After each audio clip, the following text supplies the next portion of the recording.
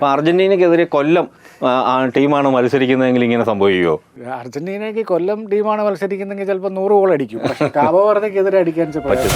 അർജന്റീനയുടെ ഈ ഒരു പെർഫോമൻസിന് മുന്നിൽ ആരാധകർ തന്നെ പരസ്പരം ചോദിക്കുന്ന, അർജന്റീന ഫാൻസ് തന്നെ ചോദിക്കുന്ന ചില ചോദ്യങ്ങളുണ്ട്.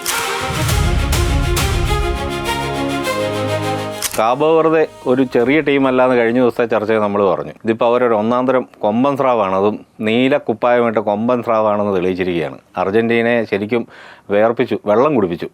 പക്ഷേ ഒരു ചാമ്പ്യന്മാർക്ക് ഒത്ത പ്രകടനത്തോടെ തന്നെ, എത്ര മോശം ദിവസവും തങ്ങളുടേതാണ് എന്ന് ഉറപ്പാക്കുന്ന പ്രകടനത്തോടെ അർജന്റീന പ്രീ ക്വാർട്ടറിലെത്തി.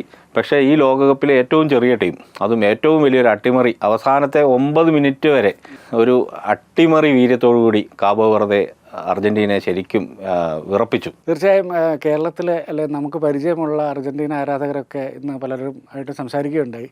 അപ്പോൾ അവരൊക്കെ ഈ സംസാരിക്കുന്ന സമയത്തും നെഞ്ചിടിപ്പ് മാറിയിട്ടില്ല, കളി കാണുമ്പം BP കൂടി, വല്ലാതെ BP കൂടിയെന്ന് അവർ സ്വയം അങ്ങ് തീരുമാനിച്ചാണെങ്കിലും അത്രയും നെഞ്ചിടിപ്പുണ്ടാക്കിയൊരു മത്സരമായിരുന്നു. അർജന്റീന പരാജയപ്പെടുമോ എന്ന് വരെ പലരും പേടിച്ചു പോയി എന്ന് അവർ പറഞ്ഞു. അത് സത്യം പറഞ്ഞാൽ ഈ ടൂർണമെൻറ്റിന് വലിയൊരു വിജയമാണ്. അതായത് ഏറ്റവും ചെറിയ മീനെന്ന് കരുതിയ ടീം ലോക ചാമ്പ്യന്മാരെ എങ്ങനെ അവരുടെ മുട്ടിൽ വീഴ്ത്തുന്ന ഒരു ഘട്ടം വരെ എത്തിച്ചല്ലോ. അത് സത്യം പറഞ്ഞാൽ ഫിഫയ്ക്ക് ഒരു കയ്യടി വേണം. ഈ ഒരു ടീമിനെ ലോകകപ്പിൽ എത്തിച്ചതിന്. അതെ അതെ, ശരിക്കും കാബോ വെർദെയുടെ ജനസംഖ്യ എന്ന് പറയുന്നത് 5.30 ലക്ഷം, അത്രയല്ലേ ഉള്ളൂ. നമ്മുടെ കൊല്ലം മുനിസിപ്പൽ കോർപ്പറേഷൻ്റെ ജനസംഖ്യയോടെ വരുള്ളൂ. അപ്പോൾ അർജന്റീനയ്ക്കെതിരെ കൊല്ലം ടീമാണ് മത്സരിക്കുന്നതെങ്കിൽ ഇങ്ങനെ സംഭവിക്കുമോ? അർജന്റീനയ്ക്ക് കൊല്ലം ടീമാണ് മത്സരിക്കുന്നതെങ്കിൽ ചിലപ്പോൾ 100 ഗോൾ അടിക്കും. പക്ഷേ കാബോ വെർദെക്കെതിരെ അടിക്കാൻ പറ്റുന്നില്ല. കാരണം ഒരു വലിയ ലോകകപ്പ് ഫുട്ബോൾ ലോകകപ്പുകളുടെ തന്നെ ചരിത്രത്തിൽ ഇതൊരു എന്നും ഓർമ്മിക്കപ്പെടുന്ന ഒരു മത്സരമായിരിക്കും എന്നൊരു സംശയമില്ല. എനിക്ക് ഒരു കാര്യത്തിൽ ഉറപ്പുണ്ട്. ഇപ്പം ഇത്രയും മത്സരങ്ങൾ പുലർച്ചെ ഈ നമ്മുടെ ഇന്ത്യൻ സമയപ്രകാരം നടന്നതിൽ ഈ മത്സരത്തിന് ഒരുപാട് പേർ പുലർച്ചെ നേരത്തെ അലാം വെച്ച് എഴുന്നേൽക്കുകയും അത് കാണുകയും ചെയ്തിട്ടുണ്ട്. ഒത്തിരി പേർ രാവിലെ തന്നെ നമ്മളെ അതിൻ്റെ ഈ റിമാർക്സും കമൻസും ഒക്കെ അറിയിക്കുന്നുണ്ടായിരുന്നു. അത്രയും പേര് കാബോ വെർദെയെ ബഹുമാനിക്കുന്നു എന്നാണ് ഞാനതിൽ നിന്ന് മനസ്സിലാക്കുന്നത്. അതെ അതെ, ഈ അർജന്റീന കാബോ വെർദെ മത്സരം ആ ഫിക്സർ റെഡിയായപ്പോൾ തന്നെ പലരും പറയുകയുണ്ടായി, ഇത് അർജന്റീനയ്ക്ക് ഈസി ആവില്ല, അർജന്റീന ഈസി ആയിട്ട് അങ്ങ് കടന്നു പോകുമെന്ന് ആരും കരുതണ്ടാണ്. കാരണം നമുക്കറിയാം, ഗ്രൂപ്പ് സ്റ്റേജിൽ തന്നെ ഒരു മത്സരം പോലും തോക്കാതെയാണ് കാബോ വെർദെ ഇവിടേക്ക് വന്നത്, റൗണ്ട് ഓഫ് 32 വന്നത്. അപ്പോൾ തന്നെ നമുക്കറിയാം അവരുടെ ഒരു സോളിഡായ ഡിഫൻസ്, പിന്നെ അർജന്റീനയെ പോലെ ഒരു വമ്പൻ ശക്തിക്കെതിരെ കളിക്കുമ്പോൾ അവർക്കൊന്നും നഷ്ടപ്പെടാനില്ലല്ലോ. അവരെ സംബന്ധിച്ചിടത്തോളം അവർ കാണുന്നത് ലയണൽ മെസ്സിയൊക്കെ വളരെ അകന്നു നിന്ന് മാത്രം കണ്ടിട്ടുള്ള കാബോ വെർദെയുടെ പ്ലേയേഴ്സ്, ഒരുപക്ഷെ അവരിൽ പലരും യൂറോപ്യൻ ലീഗുകളാണ് കളിക്കുന്നതെങ്കിൽ പോലും ലയണൽ മെസ്സിക്കെതിരെ കളിച്ചിട്ടുള്ളവരാരും തന്നെ ആ കൂടെ ഉണ്ടാവണമെന്നില്ല. അങ്ങനെയുള്ള കുറേ പ്ലേയേഴ്സിന്, അർജന്റീനയിലെ സൂപ്പർ സ്റ്റാർസിനെതിരെ മത്സരിക്കാനൊരു അവസരം കിട്ടുമ്പോൾ അവർക്ക് ഉറപ്പായിട്ടും അവർക്കുള്ളത് മുഴുവൻ സമർപ്പിക്കും. അതുതന്നെയാണ് നമ്മൾ കണ്ടത്. ഈ മത്സരശേഷം മെസ്സി പറഞ്ഞൊരു കാര്യമുണ്ട്. അതായത് ഈ പലരും എന്നോട് എൻ്റെ ഷർട്ട് ചോദിച്ചു, ജേഴ്സി ചോദിച്ചു, പക്ഷേ കളിക്കുന്ന സമയത്ത് അവരെന്നെ ചവിട്ടിക്കൂട്ടുമായിരുന്നു. അതായത് കൃത്യമായി ടാക്കിൾ ചെയ്യുന്നുണ്ടായിരുന്നു. മെസ്സി വരെ ഒരു തരത്തിൽ ആസ്വദിച്ചു എന്നാണ് തോന്നുന്നത്. കാരണം ഈ കാബോ വെർദെയുടെ ഗോൾ കീപ്പർ ഉണ്ടല്ലോ, വൊസീഞ്ഞ, അപ്പം ഒരു സൂപ്പർ സ്റ്റാറായി മാറിയിരിക്കുകയാണ് അദ്ദേഹം. ഈ സോഷ്യൽ മീഡിയയിൽ തന്നെ 50,000 ഫോളോവേഴ്സിൽ നിന്ന് 20 മില്യൺ കഴിഞ്ഞു. ഇനി എത്ര മില്യണിലേക്ക് ഉയരുമെന്നറിയില്ല. അദ്ദേഹം 8 സേവുകൾ നടത്തിയതിൽ 5 എണ്ണം മെസ്സിയുടെ ഷോട്ടുകളായിരുന്നു. അപ്പോൾ മെസ്സി ശരിക്കും ഇങ്ങനെ ഒരു ഗോൾ കീപ്പർ ഈ അടുത്ത കാലത്ത് കണ്ടിട്ടുണ്ടാവില്ല. അതും ഒട്ടും പരിചയമില്ലാത്ത പ്രൊഫഷണൽ രംഗത്ത് മെസ്സി കാണാത്തൊരു കീപ്പർ വന്നിട്ട് ഇങ്ങനെ ഒരു പെർഫോമൻസ് കാണിക്കുമ്പോൾ മെസ്സി വരെ അത്ഭുതപ്പെട്ടിട്ടുണ്ടാവുമെന്നാണ് ഞാൻ വിശ്വസിക്കുന്നത്. ഉറപ്പായിട്ടും 38 വയസ്സായി വൊസീഞ്ഞയ്ക്ക്. വൊസീഞ്ഞ ഇതിനു മുമ്പത്തെ ആദ്യത്തെ മത്സരം മുതൽ തന്നെ വൊസീഞ്ഞ ഒരു സ്പെയിനെതിരായ കാബോ വെർദെയുടെ മത്സരം മുതൽ വൊസീഞ്ഞ ഈ ലോകകപ്പിൻ്റെ തന്നെ ശ്രദ്ധാകേന്ദ്രമാണെങ്കിലും അർജന്റീനയെ പോലെ വളരെ സ്ട്രോങ് ആയ ഒരു അറ്റാക്കിംഗ് സൈഡുള്ള ഒരു ടീമിനെതിരെ അദ്ദേഹത്തിൻ്റെ പ്രകടനം എങ്ങനെയാവുമെന്ന് അറിയാൻ എല്ലാവർക്കും ഒരു താല്പര്യം ഉണ്ടായിരുന്നു. ശരിക്കും യഥാർത്ഥ ഗോൾ കീപ്പറിൻ്റെ ശക്തി പരീക്ഷിക്കപ്പെടുന്നത്, അയാളുടെ കഴിവ് പരീക്ഷിക്കപ്പെടുന്നത് അർജന്റീനയെ പോലെ പല സ്ഥലങ്ങളിൽ നിന്ന് ഒരുപോലെ ആക്രമിക്കാൻ ശേഷിയുള്ള ഒരു ടീമിനെതിരെ മത്സരിക്കുമ്പോഴാണ്. അവിടെ വൊസീഞ്ഞ പൂർണ്ണമായും വിജയിച്ചു എന്ന് തന്നെയാണ് പറയേണ്ടത്.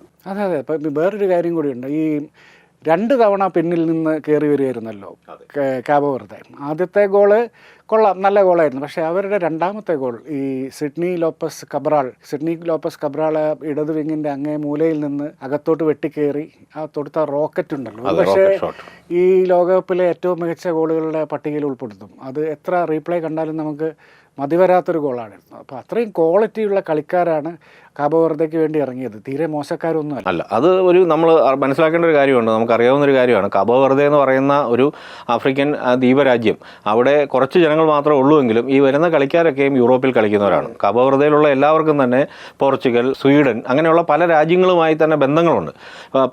പലരും തന്നെ പോർച്ചുഗൽ ലീഗിൽ കളിക്കുന്നവരുണ്ട്, ഡച്ച് ലീഗിൽ കളിക്കുന്നവരുണ്ട്.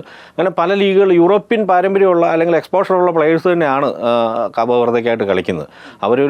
ഈ ഒരു ശരിക്കും അവർക്ക് ഈ ലോകകപ്പിലേക്ക് എത്താൻ പറ്റിയത് ഈ ലോകകപ്പിലെ ആകെ ടീമുകളുടെ എണ്ണം ഫിഫ 48 ആക്കിയതുകൊണ്ടാണ്. അല്ലെങ്കിൽ ഒരുപക്ഷെ ഇങ്ങനെ ഒരു ടീമിനെ നമ്മൾ അറിയില്ലായിരുന്നു. അതെ. പിന്നീട് ഏറ്റവും ശ്രദ്ധേയമായി ടൂർണമെൻറ്റിൽ എനിക്ക് തോന്നിയത് അവരുടെ ഒരു പോരാട്ട വീര്യം, തീരെ ഭയമില്ലാത്ത കളിക്കാരാണ്. ഈ നേരിടുന്നത് മെസ്സിയെയാണ്, അർജൻറ്റീനയാണെന്നൊന്നും അവർ കണക്ക് കൂട്ടുന്നേ ഇല്ല. മാത്രമല്ല ആദ്യത്തെ പകുതിയിൽ ഞാനൊരു കാര്യം ശ്രദ്ധിച്ചു, ഈ അർജൻറ്റീനയുടെ മിഡ്ഫീൽഡ് ഫോർമേഷൻ വളരെ സോളിഡായിരുന്നു. അവർ പണ്ട് റിട്രീവ് ചെയ്യുന്നുണ്ടായിരുന്നു, വളരെ പെട്ടെന്ന് ഒരു സെക്കൻഡ് കൊണ്ടൊക്കെ പിടിച്ചെടുക്കുന്നുണ്ടായിരുന്നു. പക്ഷേ സെക്കൻഡ് ഹാഫിലായപ്പോഴത്തേക്കും അവർ അതൊക്കെ മാറി. മിഡ്ഫീൽഡിൽ കൂടെ തന്നെ അവർ പന്ത് കളക്ട് ചെയ്ത് കയറി പോകാനൊക്കെ തുടങ്ങി. അപ്പോൾ അവർ വളരെ സോളിഡായ ഒരു ഗെയിം പ്ലാനുള്ള ടീമാണ്. അത് എക്സിക്യൂട്ട് ചെയ്യാനുള്ള സ്കില്ലും ഉണ്ടെന്ന് അവർ തെളിയിച്ചു. അത് വലിയൊരു കാര്യമാണ്. തീർച്ചയായിട്ടും അർജൻറ്റീന ലോക ചാമ്പ്യന്മാരാണ്. അവർ ലോക ചാമ്പ്യന്മാർക്ക് ഒത്ത പ്രകടനം തന്നെയാണ് എന്നും നടത്തിക്കൊണ്ടിരിക്കുന്നത്. അതിൽ ഒരു സംശയവുമില്ല. അർജൻറ്റീനയുടെ എല്ലാ മത്സരങ്ങളിലും തന്നെ വീണിട്ടുള്ള ഗോളുകളുടെ എണ്ണം അതിനൊരു തെളിവാണ്.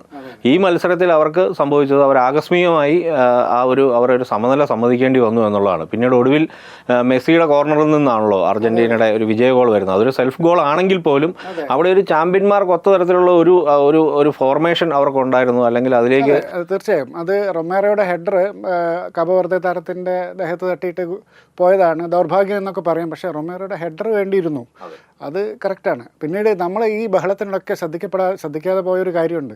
മെസ്സി ലോകകപ്പിൽ 20ാമത്തെ ഗോൾ നേടി ടോപ്പ് സ്കോറർ പട്ടികയിൽ ആ ഫിഗർ തൊടുന്ന ആദ്യത്തെ താരമാണ്. ഈ ലോകകപ്പിലെ ടോപ്പ് സ്കോററായി 7 ഗോളായി. ആ രണ്ട് കാര്യങ്ങളും ഈ ബഹളത്തിനിടയിൽ മുങ്ങിപ്പോയി എന്നുള്ളൊരു കാര്യം കൂടി. സാധാരണ നമ്മൾ ഒരുപക്ഷെ ആദ്യം പറയുന്ന രണ്ട് ഇൻഫർമേഷനാണത്. അതെ, ഈ അർജന്റീനയുടെ വിജയം ശരിക്കും കാബോ വെർദയുടെ ഒരു പോരാട്ട വീര്യത്തിന് മുമ്പിൽ ഒന്ന് ചെറുതായി പോയി. പക്ഷേ അത് ചെറുതാകുന്നില്ല. പക്ഷേ എല്ലാവരും ചർച്ച ചെയ്യുന്നത് കാബോ വെർദയുടെ പ്രകടനമാണ്. കാരണം അവർ ഈ ലോകകപ്പിൽ നിന്നും ഒരു കപ്പ് വിൻ ചെയ്തവരെ പോലെ തന്നെ മടങ്ങുകയാണല്ലോ. അർജന്റീനയ്ക്ക് ഇനിയും മത്സരങ്ങൾ ബാക്കിയാണല്ലോ. അതെ. ഈ കാബോ വെർദയുടെ കാര്യം എന്താണെന്ന് വെച്ച് കഴിഞ്ഞാൽ എനിക്ക് തോന്നുന്നത് കുറേ കാലം കഴിയുമ്പം ഈ മെസ്സി ഒരു മുത്തച്ഛനൊക്കെ ആയി കഴിയുമ്പം ഈ പേരക്കുട്ടികളോട് ഒരു പക്ഷേ പറയുമായിരിക്കും, വർഷങ്ങൾക്ക് മുമ്പ് ഞാൻ ലോകകപ്പിൽ കാബോ വെർദെ എന്ന് പറഞ്ഞ ടീമായിട്ട് കളിച്ചു. അപ്പോൾ എനിക്കെതിരെ അന്ന് വൊസീഞ്ഞ എന്ന് പറഞ്ഞൊരു ഗോൾ കീപ്പർ എൻ്റെ 5 ഷോട്ടുകൾ തടഞ്ഞു. ഇപ്പോഴും എനിക്ക് ആ മത്സരം അന്നത്തെ പോലെ ഓർമ്മയുണ്ടെന്ന് പറഞ്ഞാൽ അത്ഭുതപ്പെടാനില്ല. മെസ്സി ഒരു പക്ഷേ എല്ലാ കാലത്തേക്കും ഓർത്തു വെക്കുന്ന ഒരു മത്സരമായി കൂടാ ഇന്നില്ല. ഈ മത്സരം ടി വിയിലും നേരിട്ടും കണ്ട ആളുകളും വളരെ വർഷങ്ങൾ കഴിഞ്ഞാലും ഈ വൊസീഞ്ഞയെ പറ്റിയും കാബോ വെർദയെ പറ്റി സംസാരിക്കുന്നുള്ള കാര്യം ഉറപ്പായിട്ടും ഇത് നാളെ ഒരു ഡോക്യുമെൻ്ററികൾക്കൊക്കെ വിഷയമാകുന്ന ഒരു മത്സരമായിരിക്കും എന്നതിൽ ഒരു തർക്കവുമില്ല. അർജന്റീനയുടെ ഇനി മുന്നോട്ടുള്ള ഒരു മത്സരം നോക്കിക്കഴിഞ്ഞാൽ പ്രീ ക്വാർട്ടറിൽ അർജന്റീനയുടെ എതിരാളികൾ ഈജിപ്താണ് അല്ലേ. അർജന്റീനയ്ക്ക് ഒരു പക്ഷേ സെമി ഫൈനൽ വരെയൊക്കെ വളരെ ഈസിയായ ഒരു യാത്രയാണ് എന്നാണ് എനിക്ക് തോന്നുന്നത്. അതെ, അതിന് സാധ്യത അങ്ങനെയാണ് ആ ഫിക്സ്ചറിൻ്റെ ഒരു ഘടന. പക്ഷേ ഈ ഒരു കാര്യം ഓർക്കേണ്ടതുണ്ട്. ഇപ്പോൾ ഈ കഴിഞ്ഞ ദിവസം ഈ മത്സരത്തിൽ 120 മിനിറ്റ് കളിച്ച് കഴിഞ്ഞ ശേഷം അർജന്റീന താരങ്ങൾ ജയിച്ചു കഴിഞ്ഞപ്പം മുട്ടിൽ വീണു. അത് മാനസികമായി ശാരീരികമായി എത്രമാത്രം അവർ പണിയെടുക്കേണ്ടി വന്നു എന്നുള്ളതിന് തെളിവാണ്. അപ്പം അതിൽ നിന്നൊന്ന് റിക്കവർ ചെയ്തിട്ട് ഈ അറ്റ്ലാന്റയിലാണ് അടുത്ത മത്സരം. അതിൽ ഈജിപ്തിനെതിരെ നേരിടാൻ പോകുമ്പോൾ പല കാര്യങ്ങൾ സ്കലോണിക്ക് ചിന്തിക്കാനുണ്ട്. ഈ താരങ്ങളുടെ റിക്കവറി, ഈ പിന്നെ ഡിഫെൻസീവ് എറേഴ്സ്, 2 ഗോളുകൾ വന്നത് എററാണല്ലോ, സ്വാഭാവികമായിട്ടും അത് എററാണ്. അപ്പോൾ ആ എറർ റെക്ടിഫൈ ചെയ്യണം. പിന്നെ പകരക്കാരെ നോക്കണം. ആദ്യത്തെ പകുതിയിലും രണ്ടാമത്തെ പകുതിയിലൊക്കെ ആയിട്ട് പകരക്കാരെ നോക്കണം. അങ്ങനെ സ്കലോണിക്ക് ആലോചിക്കാൻ കുറേ വക നൽകിക്കൊണ്ടാണ് ഈ മത്സരം പൂർത്തിയാവുന്നത്. പക്ഷേ അർജന്റീനയും സ്കലോണിയും എന്തെങ്കിലും ഒരു തന്ത്രം രൂപപ്പെടുത്തുന്നുള്ള കാര്യത്തിൽ സംശയിക്കേണ്ടതില്ല. തീർച്ചയായിട്ടും ശക്തരായ ടീമുകൾക്കെതിരെ തന്ത്രങ്ങൾ സൃഷ്ടിക്കാൻ അല്ലെങ്കിൽ തന്ത്രങ്ങൾ ഉണ്ടാക്കാൻ എളുപ്പമാണെന്നാണല്ലോ വിലയിരുത്തൽ. കാരണം മിക്ക കളിക്കാരും തന്നെ വിദേശ ലീഗുകളിലൊക്കെ വളരെ ഫെമിലിയറായ പ്ലെയേഴ്സ് ആയിരിക്കും. അപ്പോൾ അവരുടെ മൂവ്സ് എങ്ങനെയാണെന്നുള്ളത് പെട്ടെന്ന് ടാക്ടീഷ്യൻസിന് മനസ്സിലാക്കാൻ സാധിക്കും. പക്ഷേ ചെറിയ ടീമുകൾക്കെതിരെ വരുമ്പോൾ ഇവരെ മുൻപരിചയം ഇല്ലാത്തതുകൊണ്ട് തന്നെ അവരുടെ നീക്കങ്ങൾ എങ്ങനെയാണെന്നുള്ളത് വിലയിരുത്താൻ പ്രയാസമാണ്. അങ്ങനെ നോക്കുമ്പോൾ അർജന്റീനയ്ക്ക് ഒരു ചെറിയ ടീമുകൾക്കെതിരെ മത്സരിക്കേണ്ടി വരുന്നതിൻ്റെ ഒരു വെല്ലുവിളിയുണ്ട്. അതെ, പിന്നെ ഒരു കാര്യം കൂടി നമ്മൾ പറയാൻ മറക്കരുത്, ലിസാൻഡ്രോ മാർട്ടിനസിൻ്റെ പെർഫോമൻസ്. അതെ ലിസാൻഡ്രോ മാർട്ടിനസിൻ്റെ സെൻറ്റർ സർക്കിൾ എന്നുള്ള ആദ്യത്തെ നീളൻ ക്രോസ് മെസ്സി അത് വളരെ ഈസി ആയിട്ട് ഭംഗിയായിട്ട് ഗോളാക്കി. വലയിലെത്തിക്കുന്നു. രണ്ടാമത്തെ ലിസാൻഡ്രോ ഗോൾ നേടുന്നു. അത് രണ്ടും അദ്ദേഹത്തിൻ്റെ പ്രകടനം, വ്യക്തിഗതമായ പ്രകടനം ഗംഭീരമായിരുന്നു. അത് അദ്ദേഹം ആ ഒരു പ്രകടനം അടുത്ത മത്സരത്തിനും തുടരുന്നത് അർജന്റീനയ്ക്ക് അത്യാവശ്യമാണ്. വീണ്ടും മറ്റു താരങ്ങളും ആ ഒരു നിലവാരത്തിലേക്ക് വരുമെന്ന് പ്രതീക്ഷിക്കാം. അതെ അതെ.